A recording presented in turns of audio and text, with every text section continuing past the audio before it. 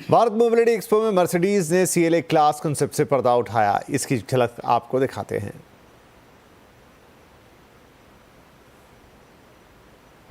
तो मर्सिडीज ने अपनी CLA कॉन्सेप्ट को यहाँ ऑटो एक्सपो में शोकेस किया है और देखने में तो काफी अट्रैक्टिव है। और इनफैक्ट अगर मर्सिडीज A क्लास को फेज आउट करती है तो ये CLA जब प्रोडक्शन वर्जन में सामने आएगी तो ये एंट्री लेवल लग्जरी गाड़ी रहेगी मर्सिडीज के पूरे पोर्टफोलियो से।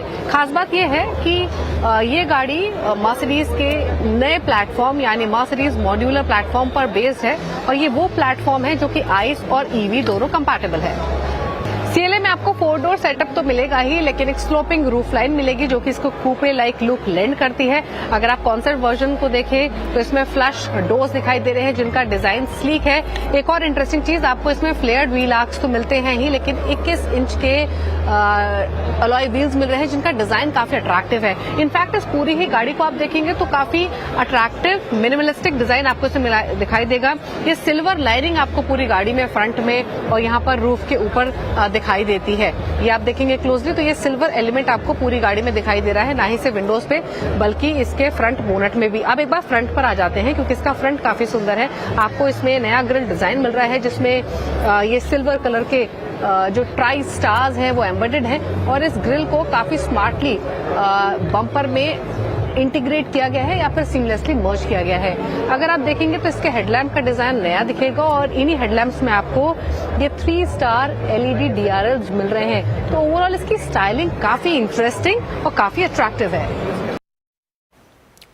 मोबिलिटी एक्सपो में आज BMW ने अपनी long wheel base all electric X1 launch की। अहम बात यह कि ये कार पूरी तरह से मेड इन इंडिया है। कंपनी से अपनी इंस्पिरेशनल SUV बता रही है। इस कार की शुरुआती कीमत 49 लाख रुपए है और कल से ही इसकी बुकिंग शुरू हो रही है।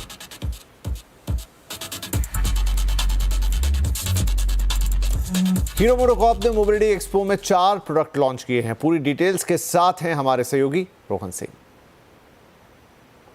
भारत मोबिलिटी में हीरो मोटोकॉर्प की तरफ से 4 नए प्रोडक्ट्स लॉन्च किए गए हैं। इसमें 2 बाइक्स हैं, 2 स्कूटर्स हैं। अगर हम बाइक सेगमेंट की बात करें, एक्सपल्स 2010 ये 1.75 लाख की कीमत से शुरू हो रहा है। 2 वेरिएंट और 4 कलर्स में ये अवेलेबल है। बहुत ही स्टाइलिश है। जो दूसरी बाइक यहाँ पे शोकेस की गई है वो है एक्सट्रीम 250R। ये इंट्रोडक्टरी प्राइस है इसकी 1.8 लाख से शुरू हो रहा है। 250 सीसी इंजन है। इसकी खासियत की अगर हम बात करें, LED इल्यूमिनेशन, ABS और कई सारे और फीचर्स हैं। बहुत ही वाइब्रेंट कलर है, बहुत ही स्टाइलिश इस बाइक को बनाया गया है। लेकिन साथ ही जूम सीरीज भी शुरू हुई है, जूम 160।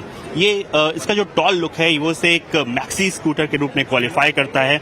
अगर हम इसकी खासियत की हम बात करें, इसका एक टॉल बिल्ट है, 4 vibrant colour, bold design, smart key, bluetooth connectivity जैसी चीजें, और इसने एक तरह से स्कूटर के पूरे डिजाइन को रीडिफाइन किया है। कीमत की बात करें 1,48,500 रुपए से ये शुरू करती है। अगर इसके फ्रंट प्रोफाइल लुक की बात करें तो काफी शार्प है और इसके जो स्प्लिट हेडलाइट हैं वो इसे कुछ अलग बनाते हैं, खास बनाते हैं। साथ ही इसके ट्रांसपेरेंट वाइजर आप इसको खास तौर पे देख सकते हैं।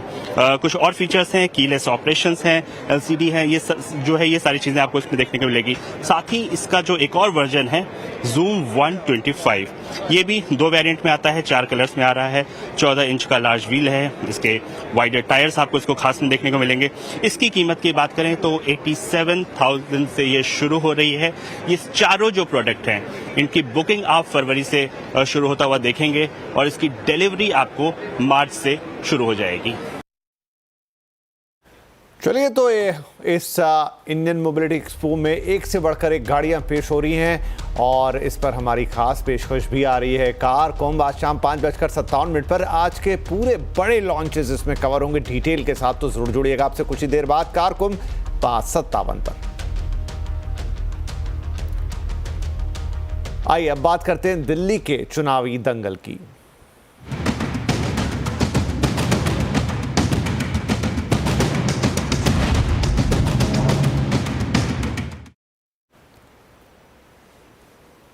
बीजेपी ने आज दिल्ली के लिए अपना खजाना खोल दिया है। पार्टी के राष्ट्रीय अध्यक्ष जेपी नड्डा ने दिल्ली विधानसभा चुनाव के लिए बीजेपी का संकल्प पत्र जारी किया। भाजपा अपना मैनिफेस्टो 3 चरणों में जारी करने वाली है, जिसका पहला चरण आज आया है। बीजेपी ने महिलाओं के लिए खास ऐलान किए हैं। समृद्धि योजना के तहत दिल्ली की महिलाओं को प्रति माह 2500 रुपये देने का वादा है। साथ ही गर्भवती महिलाओं को 21,000 रुपये और न्यूट्रिशन किट जैसी सुविधाएं मिलेंगी। दिल्ली में आयुष्मान भारत योजना और महिला व्यय बंधन योजना को मिलाकर कुल 10 लाख रुपए का हेल्थ इंश्योरेंस दिया जाएगा। गरीब महिलाओं को 500 रुपये में गैस सिलेंडर मिलेगा। साथ ही होली दिवाली में एक सिलेंडर मुफ्त दिया जाएगा। जेपी नड्डा ने कहा कि मुफ्त बिजली, पानी और बस यात्रा जैसी पहले से चल रही योजनाएं भी जारी रहेंगी। इसके अलावा अटल कैंटीन के जरिए 5 रुपये में भरपेट भोजन की व्यवस्था भी की जाएगी और 70 साल से ऊपर के वरिष्ठ नागरिकों का पेंशन बढ़ाकर 3,000 रुपये कर दिया जाएगा। कि महिला समृद्धि योजना के तहत प्रति माह 2500 रुपये महिलाओं को दिया जाएगा और पहली कैबिनेट मीटिंग में महिला समृद्धि योजना फर्स्ट कैबिनेट मीटिंग में पारित किया जाएगा और दिल्ली की महिलाओं को 2500 रुपये प्रति माह देने का संकल्प भारतीय जनता पार्टी लेती है। तो दिल्ली चुनाव में बीजेपी, आम आदमी पार्टी और कांग्रेस के ऐलानों की बरसात कर दी है। दिल्ली के वोटर्स को किसका वादा लुभाएगा, आज आवाज अड्डा में इसी पर होगी बड़ी चर्चा। 7:57 पर दिल्ली का दंगल, किसकी रेवड़ी सबसे मीठी।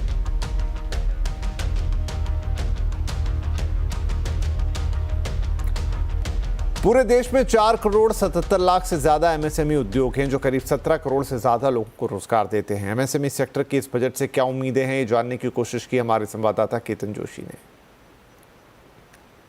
बजट से एमएसएमई सेक्टर को काफी उम्मीदें हैं। चंद्रकांत भाई, आप वित्त मंत्री से क्या चाहते हैं? मैं चाहता हूँ जीएसटी रेट को थोड़ा सा कम किया जाए और इनके बेस को बढ़ा किए हर कमोडिटी जो है बेसिक कमोडिटी, जो कई कमोडिटी जीएसटी में नहीं, उसको कवर किया जाए। और मुझे लगता है ट्रांसपोर्टेशन कॉस्ट इंडिया में ज्यादा है, तो फ्यूल को भी जीएसटी में लाके हमें ट्रांसपोर्ट को कम करना चाहिए, इससे लॉजिस्टिक कॉस्ट कम हो, इंडियन इंडस्ट्री सरवाइव कर पाए। कुछ और ओपिनियन लेते हैं, आप क्या चाहते हैं वित्त मंत्री से? मुझे लगता है कि एमएसएमई में जो गवर्नमेंट का अप्रूवल है उसमें जो टाइमलाइन है वो टाइमलाइन थोड़ा कम हो जाए तो एमएसएमई को जो इंटरेस्ट वगैरह है वो कम हो। दूसरा, कोई ऐसा एमएसएमई कोई इंसेंटिव दे, गवर्नमेंट जो भी नक्की करे, लेकिन ऐसा इंसेंटिव हो जो एमएसएमई को फायदा हो, तो मेरे ख्याल से वो बढ़ावा होगा। अभी जो नया कंस्ट्रक्शन हो रहा है उसका इंडस्ट्री में, तो बिल्डिंग के अंदर जो इसका जीएसटी इनपुट नहीं मिल रहा है वो मिले, और एमएसएमई में बैंक इंटरेस्ट जो है उसमें भी कुछ अच्छा बेनिफिट मिले एमएसएमई को, तो अच्छा है। आप क्या चाहेंगे? मैं कंस्ट्रक्शन बिजनेस से रिलेटेड है, तो मेरा तो ज़्यादा गवर्नमेंट से बजट में नहीं होगा, लेकिन जो फ्रीबीज चल रही है उसकी वजह से जो लोवेस्ट बेसिक वर्कफोर्स है उसमें बहुत तकलीफ हो रही है। लेबर फोर्स मिलना बहुत मुश्किल हो गया है, क्योंकि उनको मुफ्त का इतना मिल रहा है, तो फिर वो काम करने की वो जो चाहत रहती वो रहती नहीं है। और इसकी वजह से इंडस्ट्री, मैं मानता हूँ और भी प्रोडक्शन वाली इंडस्ट्रियों में भी सेम तकलीफें होगी।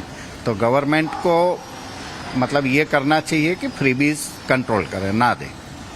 बिल्कुल। तो यहाँ से जो सुनने में लगता है कि काफी आसान मांगे हैं, लेकिन अगर इसको पूरा करते हैं तो जो छोटी इंडस्ट्री है वो आने वाले समय में बहुत बड़ा रूप भी ले सकती है। केतन जोशी, अहमदाबाद। और अब बात हमारी खास मुहिम की। बजट पर हर साल सीएनबीसी आवाज़ बनता है, आपकी आवाज़। इस साल भी हम आपकी आवाज़ बुलंद कर रहे हैं एक खास कैंपेन के जरिए, जिसका नाम है मेरा बजट मेरी आवाज़, जहां आप अपनी बजट विश बता रहे हैं। आपकी बजट विश सीएनबीसी आवाज़ के साथ साथ हमारे सभी सोशल मीडिया प्लेटफॉर्म पर प्रसारित हो रही है। लेकिन इससे पहले कि हम आपको आज की बजट विश सुनाएं या हम बताएं कि आप कैसे इसमें हिस्सा ले सकते हैं, आइए सुनते हैं कुछ बजट विशेस।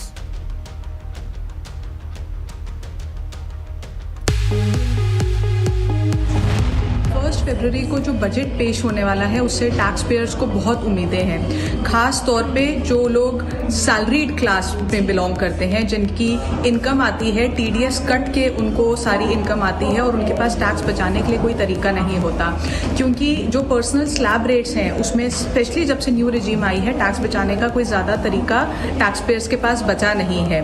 तो अगर हम कॉर्पोरेट टैक्स और पर्सनल इनकम टैक्स को कंपेयर करेंगे तो कॉर्पोरेट टैक्स बहुत कम कर दिया गया है और पर्सनल टैक्स आज भी हाई स्लैब में फॉल करता है और पर्सनल टैक्स की जो कलेक्शन है वो भी ज़्यादा है कॉर्पोरेट के मुकाबले। तो मुझे लगता है कि बहुत लोगों की उम्मीदें हैं इस बजट से, जहाँ पे पर्सनल टैक्स रेट पे ध्यान दिया जाएगा और उसको कम किया जाएगा और कुछ ऐसे मेजर्स लेने चाहिए सरकार को जिसमें आपका जो पर्सनल टैक्स का कैलकुलेशन है उसको ईजी कर दिया जाए, यानी कि जो ओल्ड रिजीम है न्यू रिजीम है उसमें से एक ही रखें, यानी कि न्यू को ओल्ड को हटा दिया जाए और न्यू रिजीम को और कॉम्प्लिकेट ना करें और स्लैब्स ना बढ़ाएं, इनफैक्ट और रैशनलाइज कर दें और कम कर दें, ताकि एक आम टैक्स पेयर जब रिटर्न भरने जाता है या टैक्स भरने जाता है उसको कोई कंफ्यूजन ना हो, वो अपनी टैक्स लायबिलिटी इजीली कैलकुलेट कर सके और टैक्स बचाने के जितने तरीके हैं उनसे टैक्स बचा सके और आसानी से अपनी रिटर्न फाइल करके कंप्लायंस पार्ट को बर्डन ना समझ के उसको कर सके।